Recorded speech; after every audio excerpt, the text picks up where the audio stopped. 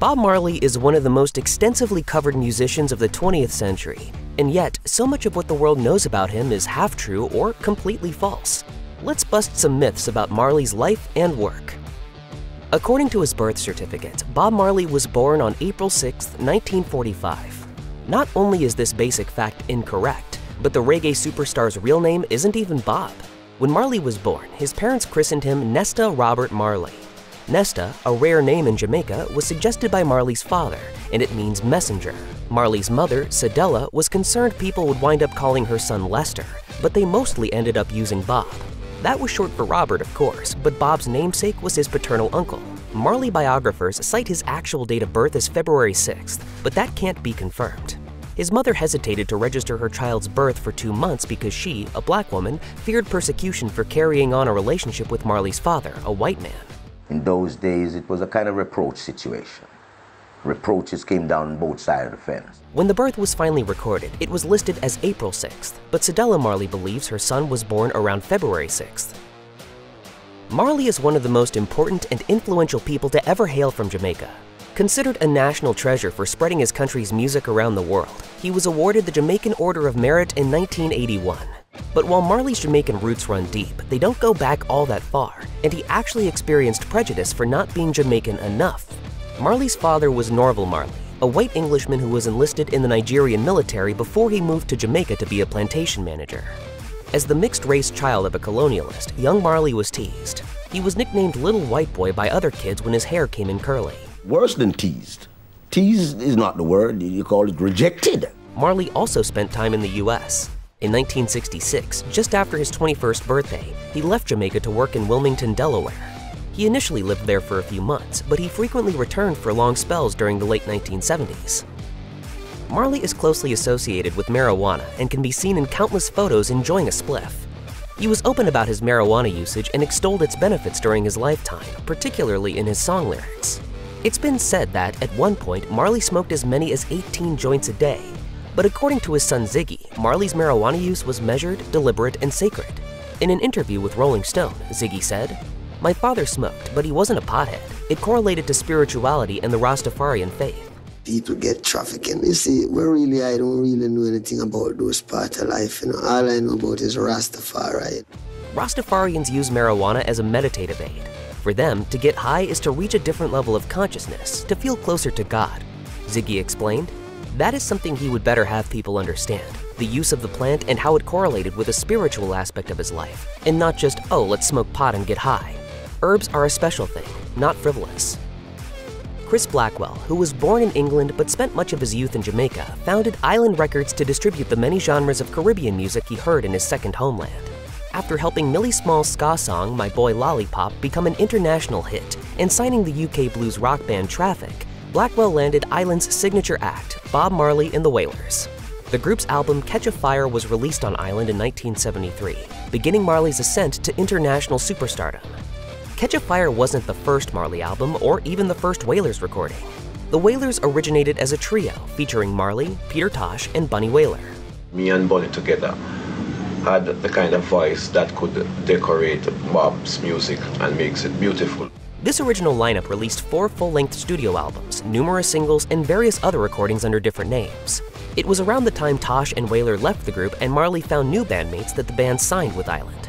If anybody discovered Marley and brought his music out of Jamaica, it was Johnny Nash.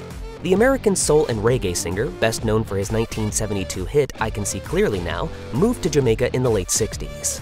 He saw a Wailers performance, decamped to a studio in London, and recorded 3 Marley-written songs for his album I Can See Clearly Now LP. Nash brought Marley to London, which is where he met Blackwell.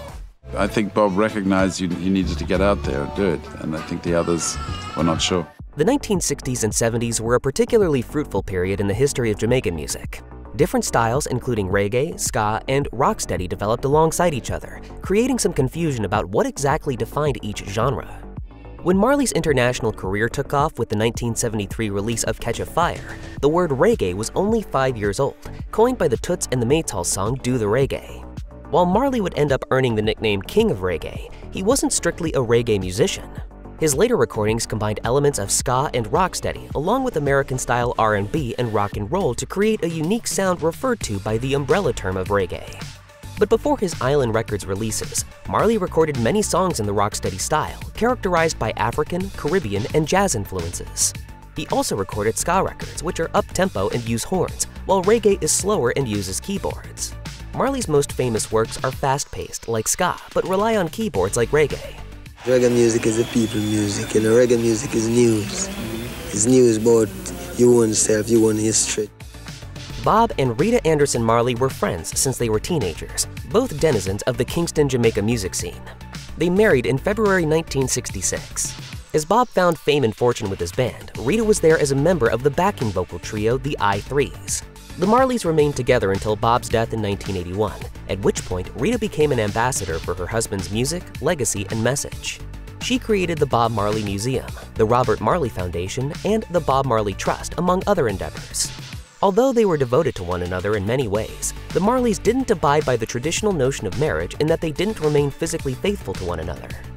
Bob is the confirmed father of 11 children born to 7 women, while Rita is the mother of 12. The Marleys had 3 children together: Cedella, born in 1967, David, or Ziggy, born in 1968, and Stephen, born in 1972. Additionally, when the pair married, Bob formally adopted Sharon, Rita's daughter from a previous relationship. Among Bob Marley's children with other women are musicians Julian Marley, who was raised in England by his mother Lucy Pounder, Damian Marley, who was born to Cindy Breakspear, Miss World 1976, and Kimani Marley, son of world-class Jamaican table tennis star Anita Belnavis. A central tenet of the Rastafari faith is that Ethiopian King Haile Selassie was the physical embodiment of God on earth. The religion took hold in Jamaica in the 1930s when the idea of a black messiah empowered the population who'd long been subjugated by white colonial rule. It is prophesied that oppression make the wise man mad. Born in Jamaica in 1945, Marley grew up around Rastafarianism, but he wasn't raised in the faith. Rita, who adopted the religion at a young age, laid it out for her husband. Around the time of their wedding, 21-year-old Bob took his wife's religion as his own. But just before his death, when he was despondent over the failure of cancer treatments at facilities in New York, Miami, and Mexico, Marley allowed Rita to have him baptized into the Ethiopian Orthodox Church. He took on the baptismal name of Berhane Selassie, referencing his devotion to Rastafarianism while also proclaiming his newly adopted Christianity. In 1977, a doctor discovered a malignant lesion on Bob Marley's right big toe. According to Marley's doctors, the most effective way to stop the spread of the potentially deadly melanoma, skin cancer, was to amputate the toe. But Marley refused, and after the cancer spread throughout the musician's body and treatments failed, he died in 1981 at age 36. Despite a long, well-documented, and ultimately fatal cancer journey, rumors circulated regarding Marley's death, including one rumor that he was murdered by the CIA or another espionage outfit. This conspiracy was likely inspired by the fact that Marley survived a politically motivated assassination attempt in 1976, just 5 years before his death. The murder theory gained credence in 2017 when a small news outlet called Your Newswire ran an interview with supposed former CIA agent Bill Oxley, who, as he lay dying in a Maine hospital, admitted to carrying out 17 assassinations, Marley among them. According to the myth-busting website Snopes, Your Newswire had a history of running falsified stories. It couldn't verify any part of the confession, including the identity of a CIA agent named Bill Oxley. Sometime after Marley's death, an odd bit of information began to spread about the state of the late musician's personal hygiene. It was taken as fact by some that, upon Marley's death, a large volume and variety of insects were found in his dreadlocks. For example, Marley's hair was said to have hosted 19 distinct types of lice, or 70 insect species, or a lot of bacteria, or even newly discovered bugs. The implication is that Marley never washed his hair, owing to a misconception that dreadlocks, exotic to many in the 70s and 80s, mustn't be washed. That's not true. Dreadlocks can and should be cleaned, and Marley himself told an interviewer that he often washed his. How important are the dreadlocks? This Is that is part my of being a identity, Rasta? man. Yeah, this is my identity. As for the idea that a plethora of tiny living things were discovered in Marley's hair when he died, it couldn't possibly be true. Marley died of cancer despite extensive chemotherapy. The treatment left him without any of his natural hair, and at his funeral, he wore a wig. During Marley's lifetime, he was an icon in Jamaica and sold a lot of records in the UK. In the US, though, he was more of a cult figure or minor celebrity, neither an unknown quantity nor the superstar he'd become in death. Marley and the Wailers hit Billboard's US R&B chart many times while he was alive, with Roots Rock Reggae, Waiting in Vain, Wake Up and Live, and Could You Be Loved all appearing in the lower rungs. Exodus was a bona fide hit, peaking at number 19. The music is more than music to me. It goes further than music, you know.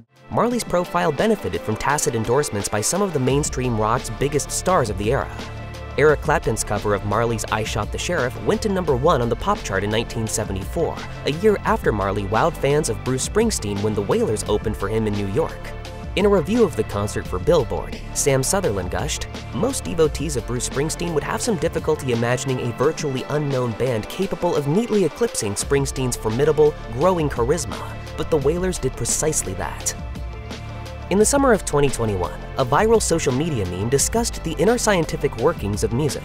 According to the unsourced item, all recorded music produced since 1953 has been tuned to a frequency of 440 Hz. One version read, "This frequency has no scientific relationship with our universe and actually causes the brain to become agitated." In fact, music can be used to cause discomfort at 440 Hz, and the Nazis reportedly used the technique against the Allies in World War II.